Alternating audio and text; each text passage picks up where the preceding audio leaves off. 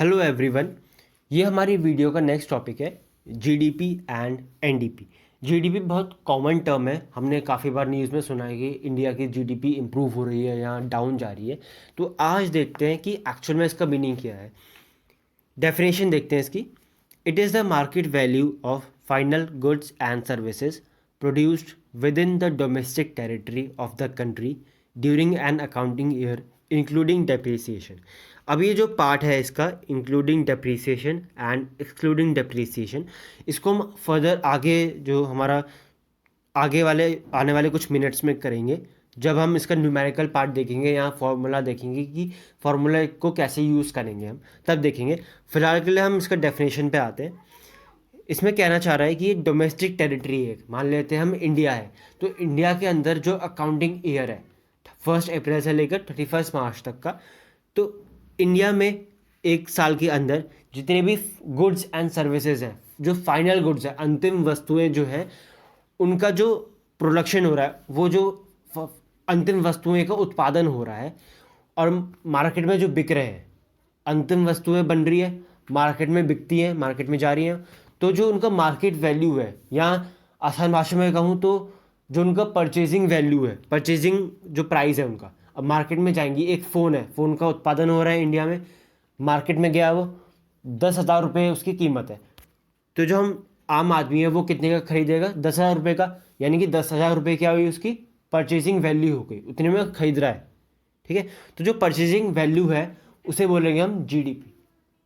ठीक है, तो ऐसे ही सिर्फ ये तो एक फ़ोन का एग्जाम्पल था, ऐसे जितनी भी चीज़ें प्रोड्यूस हो रही है इंडिया में, उनकी जो मार्केट वैल्यू है, उनकी जो परचेजिंग वैल्यू है, उसे बोलेंगे हम जीडीपी। अब देखते हैं नेट डोमेस्टिक प्रोडक्ट क्या होता है। It is the market value of final goods and services produced with in the domestic territory excluding depreciation. ठीक है, सेम वही चीज़ है, बट इसमें डेप्रिसिएशन को हम हटा देंगे। जीडीपी में हम डेप्रिसिएशन को इंक्लूड करते हैं और एनडीपी में यानी कि नेट डोमेस्टिक प्रोडक्ट में डेप्रिसिएशन को हम हटा देते हैं, एक्सक्लूड कर देते हैं। सेम वही चीज़ है, लेकिन जो भी मार्केट जो जीडीपी है वो परचेजिंग वैल्यू है, परचेजिंग प्राइस, जितने में हम खरीद रहे हैं। एनडीपी क्या है? एक्चुअल प्राइस है। अब इसको आगे देखते हैं कि होता क्या है इसका। हमने इसकी डेफिनेशन देखी थी, अब हम देखते हैं कि जो ग्रॉस और नेट है, इसका न्यूमेरिकल में कैसे हम यूज करेंगे, या फॉर्मूला क्या होगा इसका। तो ग्रॉस और नेट, ग्रॉस मैंने बताया था कि परचेजिंग वैल्यू है या मार्केट वैल्यू, नेट क्या है? नेट भी मार्केट वैल्यू है, लेकिन इसका एक डिफरेंस है, जो डिफरेंस समझते हैं।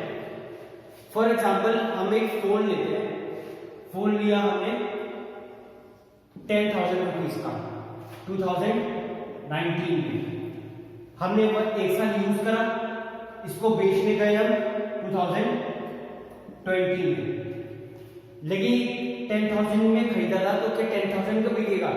बिल्कुल नहीं।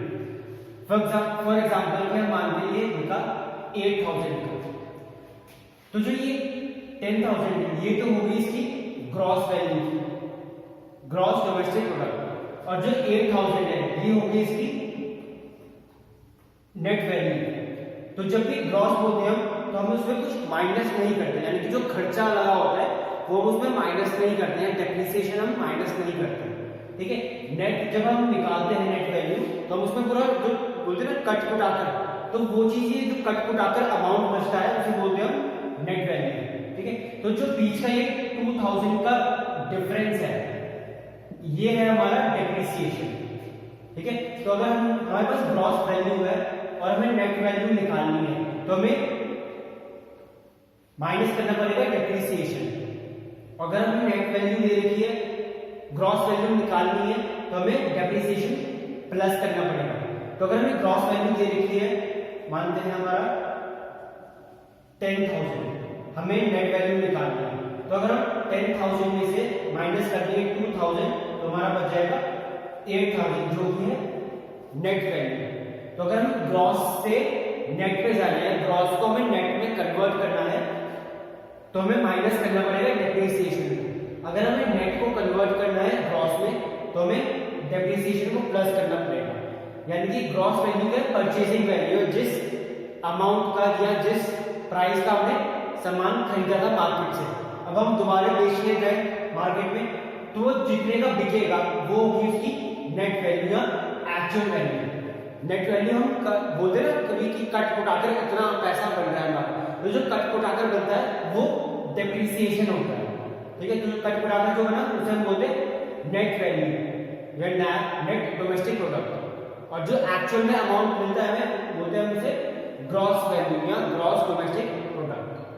ग्रॉस मतलब purchasing value, net means actual value जो आप बाद में उसके एक्चुअल में वैल्यू में जो मशीन को आप यूज कर लिया आपने, उसके बाद जो बेचने जाओगे तो उसकी एक्चुअल वैल्यू जो मार्केट में मिलेगी वो होगी आपकी नेट वैल्यू। तो ग्रॉस से नेट पे जाने के लिए माइनस डेप्रिसिएशन, नेट से ग्रॉस पे जाने के लिए प्लस डेप्रिसिएशन।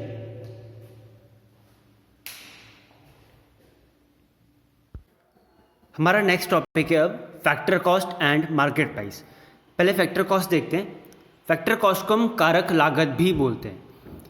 इसका सिंपल मीनिंग है it is the cost of production, यानी कि जो हम उत्पादन कर रहे हैं उस पर जितना खर्चा लग रहा है, चाहे हम वो मजदूरों को पैसे दे रहे हों या कुछ हम सामान मंगा रहे हों, वो जो पैसा लग रहा है उसे बोलेंगे हम फैक्टर कॉस्ट या कॉस्ट ऑफ प्रोडक्शन।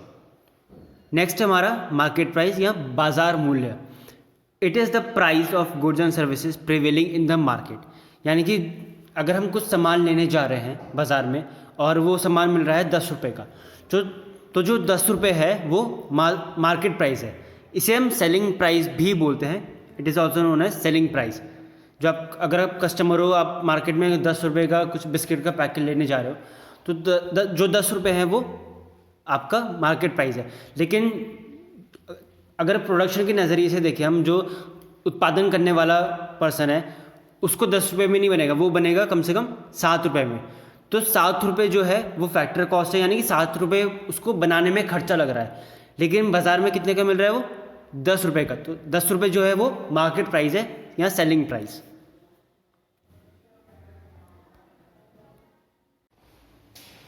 हमने इसकी डेफिनेशन देखी थी अभी। अब देखते हैं कि इसका जो फैक्टर कॉस्ट है और जो मार्केट प्राइस है इसको हम न्यूमेरिकली कैसे यूज करेंगे या फॉर्मूला कैसे यूज करेंगे इसका। फैक्टर कॉस्ट हमने देखा था कि क्या है, कॉस्ट ऑफ प्रोडक्शन या जो उत्पादन में जो लागत लगती है उसे बोलते हैं हम फैक्टर कॉस्ट। मार्केट प्राइस क्या होगा, सेलिंग प्राइस या जिस प्राइस पे जितने पैसों में वो मार्केट में सामान बिक रहा है, ठीक है। इसका एग्जांपल लेते हैं। मान लो हमने लिया एक पेन बनाया, पेन बनाने की जो कीमत आई है वो आई है 8 रुपए, और पेन जो मार्केट में बिक रहा है जो सेलिंग प्राइस है वो है इसका 10 रुपए। तो ये जो बीच का जो 10 और 8 के बीच में डिफरेंस है 2 रुपीस का, इसे बोलते हैं NIT, नेट इनडायरेक्ट टैक्स। तो इसमें भी हम प्रोडक्शन के नजरिए से देख रहे हैं, तो इसमें प्रॉफिट वगैरह को इंक्लूड नहीं करेंगे, टैक्स वगैरह या सब्सिडीज को इंक्लूड करेंगे।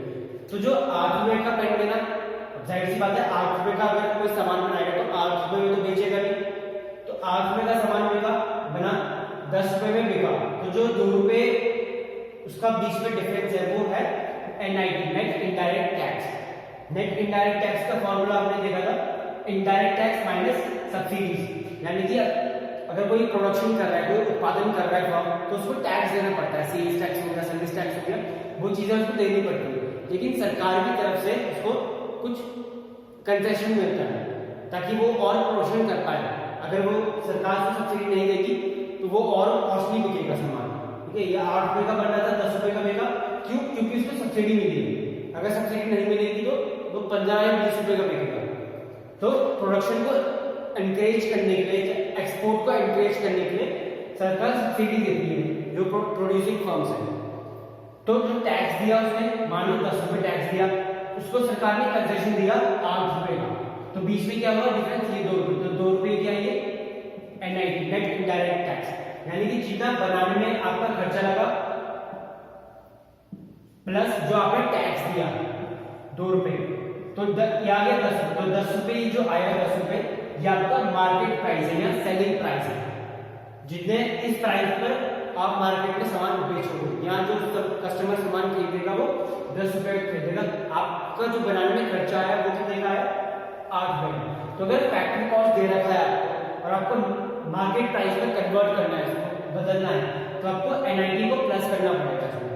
और अगर आपको मार्केट प्राइस दे रखा है और फैक्ट्री कॉस्ट में कन्वर्ट करना है तो आपको माइनस करना पड़ेगा NIT से।